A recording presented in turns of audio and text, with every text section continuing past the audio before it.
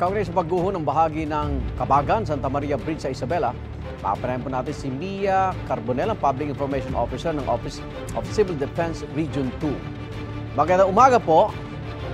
Good morning again, Martolso, at lalo na po sa mga nakikinig po sa ating programa. Salamat po. Hanggang ngayon po ba, siyempre, sarado ang tulay na yan at kailan po mabubuksan? As of this moment, Igan, ang itong Kabagan, Santa Maria Bridge, ay kasalukuyan na pong nakasarado. Dahil nga po sa nangyaring pagsagsak nitong portion po ng ating bridge.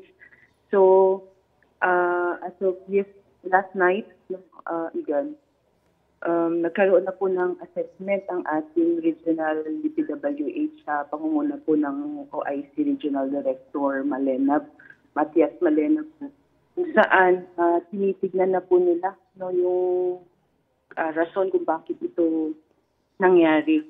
Opo. And with this incident, Igan, nagkaroon po ng 6 na injured passengers po ng mga vehicles na traversing on that time. Opo. Going to Kabagan. So, may alternatibong ruta po ba para sa ating mga motorista? Igan, before po na-open itong bridge na ito, meron pong old na overflow bridge na malapit lang po dun sa ating nasabing bridge. Ito po yung ginagamit na ngayon for now.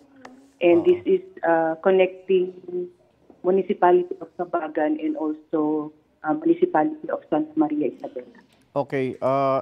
Nadagdagan ba bilang ng mga sugatan sa pagguho na yan at meron bang namatay? As of reporting time, Igan, hindi na po nadagdagan yung 6 na injured. Opo. Opo.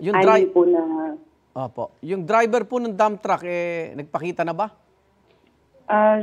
As of now, Igan, wala pa po tayong information about this, but ongoing na po yung investigation ng ating local PNP po dito.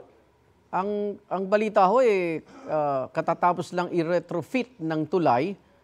Meron ho ba signages na nagsasabi kung gaano lang yung maximum na bigat ng mga sasakyan daraan dyan?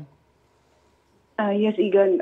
Itong issue na ito regarding sa retrofitting ng bridge, I think we cannot give information about this for now.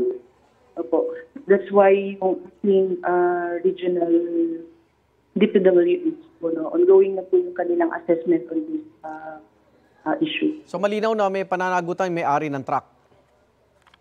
For now, Igan, hindi po natin masabi itong issue dito for this nawawala pong driver ng dump truck. Okay.